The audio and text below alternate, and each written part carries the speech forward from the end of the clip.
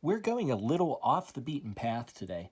This is the first card I'm adding to my collection from 1991 Front Row Draft Picks. And not just 1991 Front Row, but this is the Japanese version of the set. Now, do you ever run across a card in your collection and you have no idea how it got there? That's actually my situation with this Larry Johnson card. I'm almost positive that I never purchased any front row cards, much less even having access to the Japanese versions of these cards. But somehow, here it is. In 1991, Front Row, they produced a small 50 card set featuring the 1991 draft picks. Now, whether collectors were excited by these sets or not, the company was definitely excited if you read their marketing material that they had for this set. These cards were meant to directly compete with classic Star Picks, Wild Card, and Courtside. This was a niche market, draft picks card sets. Now, Front Row specifically advertised their set as more limited in production than those other ones. And they also were trying to hype up the quality of the cards. In their marketing material, they mentioned that the UV coating on both sides of the card was similar to Topps Stadium Club. That's what they were using there to demonstrate the quality. And this is really interesting. Front Row in that material says that they produced the first ever bilingual basketball cards. It was these Japanese cards as well as an Italian set that they did. Now, I don't know if this claim is true, and I'm curious if anyone else out there knows of maybe an earlier set than 1991 that was bilingual. I don't know. I just don't know. But maybe what they're saying is true. And that's a neat piece of trivia, if so, really. According to the 2001 Standard Catalog of Basketball Cards, that was the guide. Not many guides have the set in it, but that one did.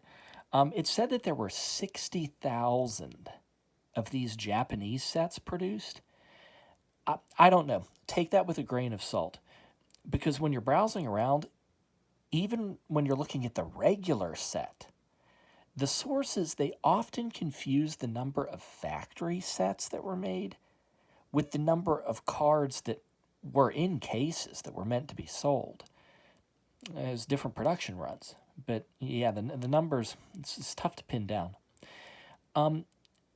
There are also gold and silver parallels of the Japanese set. Let's take a look at the back, talking about the bilingual nature of the cards. So there it is. You can see the career highlights. They are also in English.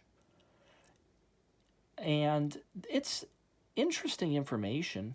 It really is. Scored a career high 35 points versus Michigan State. 18 rebounds twice in his career, and scored 20 or more points 43 times. Not bad. Not bad. The front, again,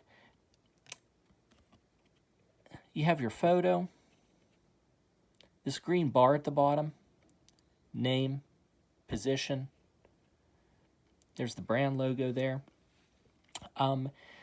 This card is actually part of a small Larry Johnson subset near the end of 1991 Front Row. Cards 44 through 49. That's 6 cards. Now, Larry Johnson also starts the set off as card number 1. So he's on card number 1 and 44-49. Now, that marketing material I was talking about, they advertised the Larry Johnson subset as 7 cards. So, I don't know. I guess they were including the first card in that as well to get that total of 7. Look, either way, I'm actually kind of excited to have run across this card in my collection. I always liked Larry Johnson. Him, Alonzo Mourning, Muggsy Bogues, the Charlotte Hornets around that time. And look, if it's possibly the first bilingual card set, that's really neat, combining that with the fact that it's a Larry Johnson card. So yeah, this is the first card of that Larry Johnson subset. I guess we can call it the career highlights card based on what's going on in the back there. And he must have had a contract with Front Row. Look at the tank top he's wearing. There's the brand name. So yeah, I must have had some kind of agreement with them. Yeah, either way, this is certainly the first Front Row Japanese card that we have made a video on. But yeah, it's fun sometimes to stray a little bit from the standard card sets, you know.